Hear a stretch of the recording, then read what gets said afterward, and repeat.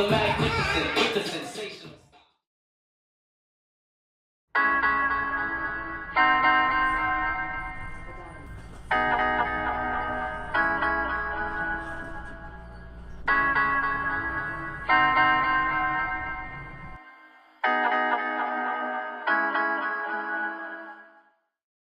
We're here with G5C Mobile. I'm your girl, Afri the Chats, and I'm here with the ladies of Hip Hop Festival, TO.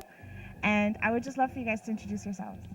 Hey, I'm Michelle Byrd-McPhee, founder of Ladies of Hip Hop Festival, rep in Philadelphia, but living in the New York area. And I'm Judi Lopez from Toronto. Hey, Judi. Oh, I want to say one more thing. Representing Keep Rocking You.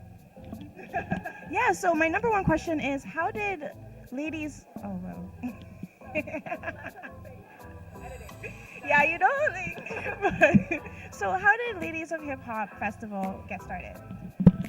It originally started in Philadelphia. I had an all-female hip-hop company back in 98 we started, and then what I noticed is that most of the dancers, the younger hip-hop dancers coming up, were mostly trained in studios and mostly trained by men. So what I wanted to do was like strive to bring street culture and the pioneering women in that culture together with new women that were kind of learning it in a different context. And so at that time when it started, there weren't very many like women teaching. So I just wanted to be able to be part of that next wave and make sure that the story was being told the correct way and by the pioneers and do that connection. So 2004, I kind of just brought Tweety, who's with us today, Tweet Boogie, from New York City, my co-founding director of my company, Crystal Frazier, and then we had Honey Rockwell, one of the original pioneering B-girls, and came down and just like started as a training for my company and kind of grew into what it is now, which is like a festival celebrating women doing all types of art within hip-hop culture. Yeah, yeah.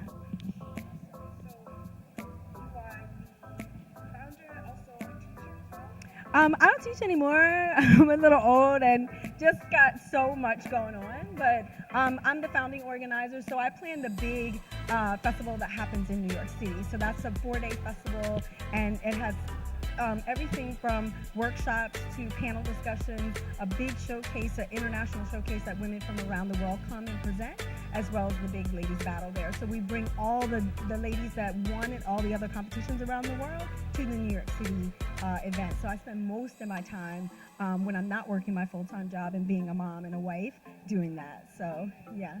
Right, and what is your contribution as well to Ladies of Hip Hop, as well as your own organization, right? Yeah, so I'm the founder of Keep Rocking You. Keep Rocking You is a artist-based collective where we primarily focus on women in hip-hop as well. We have a program called the Toronto Bigo Movement where we look to build the Bigo community in Toronto. So girls who are looking to feel empowered, to build sisterhood, we have a program that teaches them how to break dance, but also to have that conversation about being a woman in hip-hop and what that means.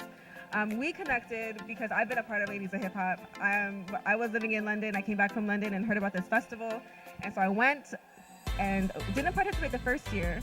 A little bit too nervous at that point. But the second year I went back and I got involved, participated, battled. And then we connected. And I went back to New York and I volunteered. And through that conversation, we're like, let's bring it to Toronto. Let's see how it works over here. And, as you can see, it's amazing. But yeah, we've just been connecting. We have the same mandate, primarily just to build the community, build women in hip hop, empower women in hip hop. And, just really for Toronto's community, we want to see more women in hip hop, but we also want to see the men as well supporting women in hip hop too. So we don't want to exclude them at all in this festival. They are welcome to come out, support, and be part of that conversation about, the hip hop scene in the city. So Ladies of Hip Hop Festival is a 3-day event. So what is going on today now in the Harborfront Center? Today we are at the Harborfront Center on Queens Quay doing Ladies of Hip Hop battles. So we got battles in breaking, popping, house, hip hop, and whacking. So all ages, and we also have a junior ladies battle as well for the very first time, I believe.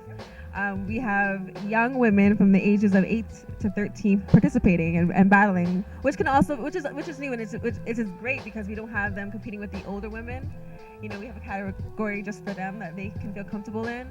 But today is a dance competition. The winner gets an all-inclusive paid trip to New York City's Ladies of Hip Hop next year, 2018. So yeah, it's exciting. We got a whole bunch, and hopefully, yes, next year we'll bring it back to Toronto. Tomorrow we have workshops at the Neighborhood Waterfront Center all day in those same categories, so breaking, popping, locking, and we also have Afrofusion as well with AC. So very diverse. A lot of, hip hop is such a huge umbrella. There's so much that takes place under hip hop, and it's not just hip hop dancing, but there's the popping and like that, and then also we have our elements as well. But we're focusing on dance.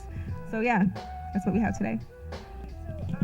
My question now, because when I heard about the festival, I was like, okay, I need to research, and find out all of what it's about. So, being new to the genre of hip hop and all that it's about, I was thinking that it was about singing and rapping. So I was surprised that it was totally based on dancing. So I want to know, what role does dancing play in hip hop, and what's the focus dancing? For us, the focus was dancing because I was a dancer. So, I was a street dancer. So that is what our connection was birthed out of. But we do also have, our DJs, which is a huge thing. We don't have anything without the music, and we also make sure that our DJs are female, which is a tough thing. There aren't a lot of women in that genre as well. So it's the music, it's the dancers, it's the visual artists as well. When you come to the New York Festival, we do have visual artists. We have an art exhibit as well. We have our photographers who are also part of that visual art. Malika Des from Montreal is one of a pioneering female hip hop dance photographer. She does everything, but she's one of the only females out here shooting hip hop dance. So I don't want to. It doesn't exclude them, but the smaller festivals we don't do as much as we do in New York. So we are inclusive of the other arts. Even last year we had music performances as well. So if the venue and the time and the space allows for that, it's all encompassing. But of course, dance is it moves the world. It's a way that you can communicate with people without words, right? Through music and dance. So it's a huge part of the culture. And so for us, because we're both dancers, I think it just made sense. She has Keep Rocking You, which obviously is based in the beginning of hip hop dance, which is breaking, and so it just for us made sense, and it's allowed us to kind of grow what we do around the culture. So it was just our endpoint, but it's not all, it's not everything. But a lot of people do also have that view because music is often the first element that they access, So for people, when you say hip hop, sometimes they think of just about the music and just about MCs, but there's lots of us here. So. For women in the industry, it's kind of hard to get in on merit or talent. It's male dominant. So what do you think the general public could do to promote women in hip hop? At first, I think, and I'll let Judi speak, but I think that we should all be aware that women have always been part of hip hop culture. They've been part of every element of hip hop culture. So it's not even that we are not here and not existing and producing and making it happen. It's just a visibility level, right? So part of what we are trying to do with Ladies of Hip Hop and Keep Rocking You and connecting all these artists is to bring women to the forefront for a moment in time, right? So that people know that we are here. Judi and I are organizers as well, which is really rare in terms of this level of producing hip hop events. So I think the public support and continuing to share what media we put out there. If we could continue to have that happen, I think we're part of the solution. And we have our panel discussions are really dope. We have men and women in a space, and we're, trying to figure out ways to support each other and move that conversation forward of like, having women in a safe space in hip hop culture. So I think that part of it is really important, like having that discussion. We had a panel discussion last night and it was really dope. We had a lot of men come and actually participate in the events that Judi set up. So, I think it's happening. I think it's the kind of climate of where the world is as well. So, I think it's happening. I really don't think I need to add anything else to that. That's exactly what it is. It's really having events like this that create a platform for women, but also, I mean, even events that are not female specific. I think we really need to encourage one another to participate in these events. It is a whole part of it is skill level as well. Because I notice a lot of girls who do participate in battles. They struggle to get to a certain point. Because I know men do dominate breaking, for example. They're very, very good at it, and it's a very high skill physical dance. And some of our girls feel intimidated by that. But if you practice, if you have the drive, you don't have to worry about that. If you have the skill, if you have the determination to do well, you can do well just as better than anyone, really. We don't even want to talk about gender, you know what I mean? It's really about what are you bringing to the table. And so we want to really encourage the girls who participate in events like this and any event to show up, show out, and do your best. It's always refreshing to see a female just get down in the midst of men, but either way, we support. We want our men also to participate and to encourage the women and vice versa. We just want the community to really come together and encourage and have that conversation. And let's build, let's grow. It's such a huge culture. Hip hop is international. Anywhere you go, you're going to see people participating in the dance, in the MCing, and the DJing. But really, it's about that encouragement and pushing our women up forward because they're doing some really dope stuff. They're killing it. Even just coming and seeing like the before the show started and all the girls are dancing and doing their thing and like showing each other love, and I was like, oh my god, it's so cool. Yeah. In your opinion, what has been one of the biggest achievements of Ladies of Hip Hop Festival? Oh man, there's so many, and I say that meaning that not that we're this huge success, but I think just being able to continue to produce it every year and have women come and support it, no matter what the number is, I think is a huge success.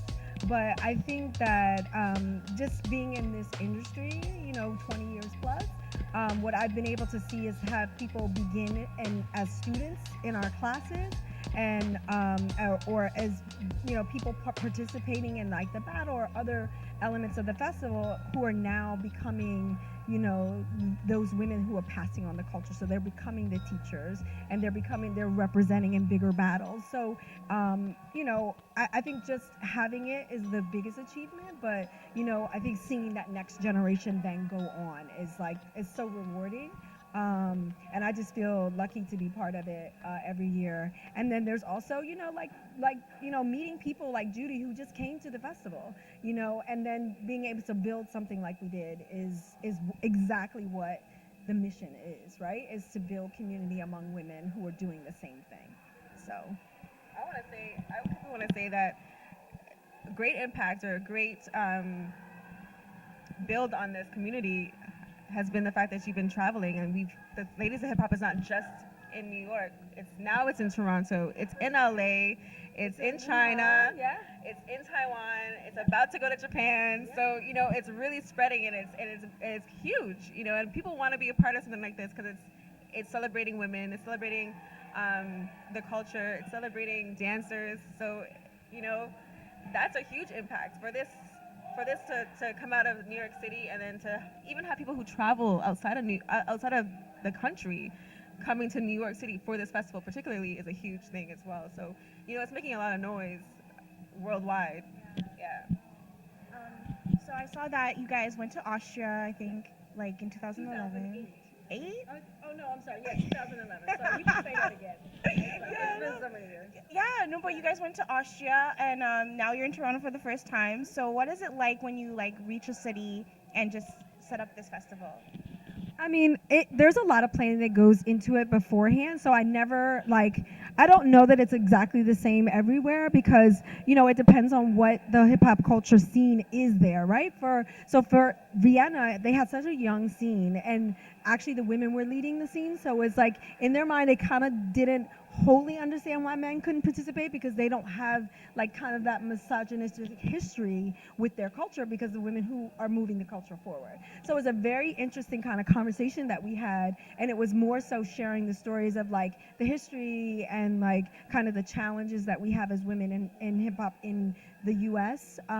So it's very different depending on the country, and also the level of how whatever that country is, it supports the culture, right? So in the U.S., hip hop is still fighting for legitimacy, right? But we go to these other countries and they're national sport. It's like a national sport, or it's a national art and it's honored in that way. So it can have a completely different feel in terms of support and just recognition and things like that. So it's very interesting traveling the world, and I'm lucky anytime that I'm invited to any other country, but we're working on New York. We're gonna get that we're gonna get that legitimacy of the hip hop culture in New York.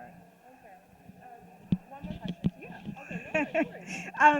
Okay, so in a male-dominated industry, what do you think is, what can male do to open it up for women?